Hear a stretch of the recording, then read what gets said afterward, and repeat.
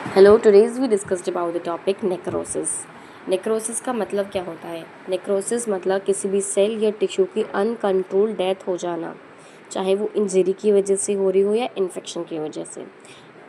कैसे अकर होगी ये? उस सेल की जो मेम्ब्रेन है वो लॉस हो जाएगी, उसकी एक्टिविटी। सेकेंड, जो सेलुलर कंटेंट है वो लीक आउट हो जाएगा, जिसकी वजह से उसके जो एंजाइमेटिक एक्शंस है वो डिग्रेड हो जाएंगे।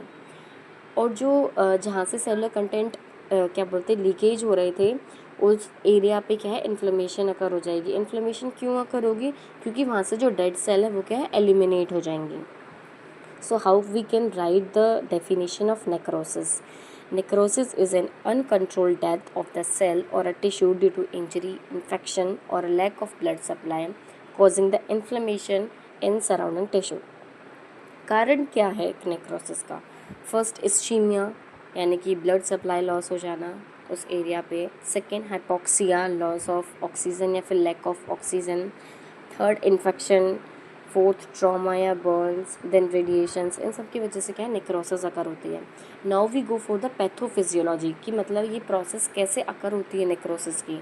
सबसे पहले क्या है, सेल की इंजरी होगी, देन एटीपी का डिप्लीशन हो जाएगा। एटीपी का डिप्लीशन कैसे होगा?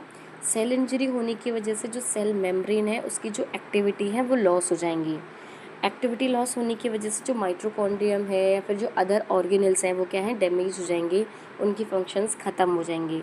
तो माइटोकॉन्ड्रिया का फंक्शंस क्या है? एटीपी का प्रोडक्शन करना। तो एटीपी का डिप्लीशन हो जाएगा क्योंकि माइटोकॉन्ड्रिया फिर अदर ऑर्गेनल्स क्या है डैमेज हो जाएंगे। देन क्या है, सेल मेम्ब्रेन डैमेज हो जाएगी। तो मतलब सेल इंजरी होने की वजह से पहले अंदर की तरफ क्या है ऑर्गेनल्स अफेक्ट होंगे, देन सेल मेम्ब्रेन अफेक्ट होगी। ठीक है, तो पहले ऑर्गेनल्स डैमेज होंगे तो एटीपी का डिप्लीशन हो जाएगा, देन सेल मेम्ब्रेन डैमेज हो जाएगी। सेल मेम्ब्रेन डैमेज होगी तो क्या है, कैल्शियम एंटर नहीं कर पाएगा सेल के अंदर और एंजाइमेटिक एक्टिवेशन हो जाएगा। तो जो लाइसोसोम एंजाइम है वो क्या है सेल को डाइजेस्ट कर लेगी और रप्चर कर देगी और इन्फ्लेमेशन कॉज कर देगी। That is a pathophysiology.